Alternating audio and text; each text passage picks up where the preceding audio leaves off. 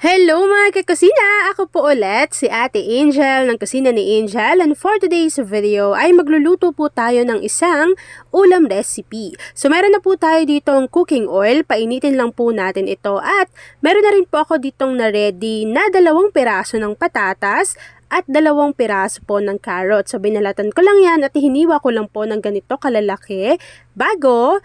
Ayan, so kailangan po muna natin i-pan fry yung ating mga patatas at yung ating carrots para po makaiwas din to sa mabilis na pagkasira ng ating lulutuing beef caldereta.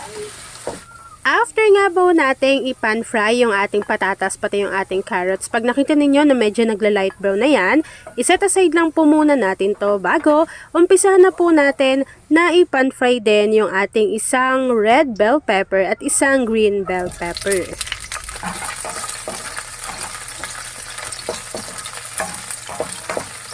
At kapag nga po na-pan fry na natin yung ating bell peppers, set aside lang po muna natin ito bago pwede na tayong mag-start sa pagigisa ng ating recipe. Meron tayo dito 1 piraso ng sibuyas, 4 na piraso ng bawang. So gigisahin lang po natin ito hanggang sa makita natin na nagtatranslucent na yung sibuyas, tapos yung bawang naman ay lumalabas na yung kanyang aroma.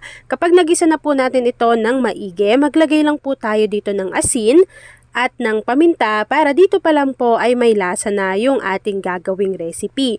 Kapag ganito na po yung itsura ng ating garlic and onion, ilalagay ko na po dito yung 1 kilo ng binili ko na baka. So yung part po ng baka na binili ko ay yung sirloin kasi po medyo malambot din yung part na to. So siguro kahit hindi ka gumamit ng pressure cooker ay mapapalambot mo ito kahit 1.5 hour lang sa iyong kalan or sa inyong mga kasirola dyan. Ayan. So, kapag nailagay na natin yung ating baka, hahaluin lang po natin ito ng maigi. Tapos, tatakpan ko lang ito, hihinaan ko lang po yung apoy, hahayaan ko muna na maglabas ng sariling katas yung ating baka. Tapos po, kapag nakita natin na medyo lumalabas na nga po yung sarili niyang katas ng ating baka, naglagay na po ako dito at least 4 tablespoon ng tomato paste. So ito po ay makakatulong siya para mas ma-enhance pa yung flavor ng ating kaldereta, at the same time po ay ma-achieve natin yung magandang kulay ng kaldereta. So kapag nailagay na natin yung ating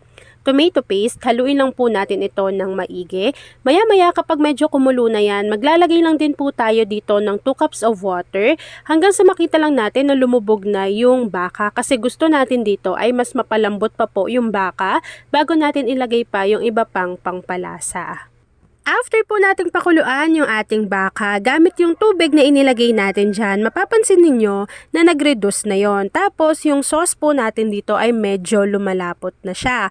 Kapag nakita ninyo yung ganyan na itsura ng ating baka, pati yung ating sauce, pwede po tayo ditong mag-add at least 250 grams ng tomato sauce. Kapag nailagay na po natin yung ating tomato sauce, naglagay lang din po ako dito ng 1 maliit na lata ng liver spread. Tapos po, syempre tutunawin natin or hahaluin natin ng maigi yan dito sa ating baka para matunaw yung ating liver spread. Maglagay din po kayo dyan ng 1 beef cube para yun po yung gagamitin ninyo as pampalasa dito sa ating baka para mas ma-enhance pa po yung flavor. After po nating mailagay yung ating liver spread pati yung ating tomato sauce, lulutuin po ulit natin yan sa mahinang apoy para patuloy na lumambot pa rin yung ating baka, and then ilalagay na natin yung iba pang mga kailangan dyan para matapos na yung ating recipe. Look naman, no, diba? Nagmamantika na agad yung ating recipe. Kapag malambot na yung ating baka, pwede na po nating ilagay dito yung pinan-fry natin kanina na carrots and potatoes, pati yung red bell pepper. Kapag nailagay na natin yan dyan, haluin lang po natin ito. Lutuin lang ng bahagya pa yung mga patatas, carrots, pati yung bell pepper, and then maya-maya po, pwede na natin i-enjoy ang ating beef caldereta.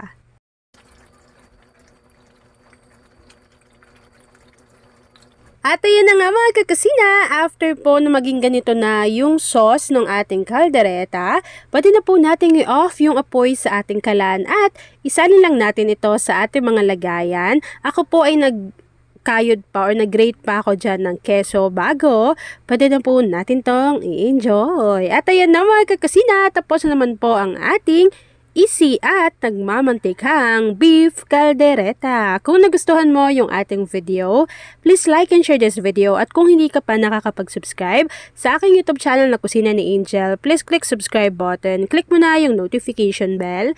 Click all para lagi kang updated sa bawat ina-upload kong mga videos. And yes mga kakusina, kung ikaw ang tatanungin, ano po ang pinaka-favorite mong ulam recipe? I-comment mo na yan sa ating comment box section. Yun lang mga kakusina. Thanks for watching and enjoy this video.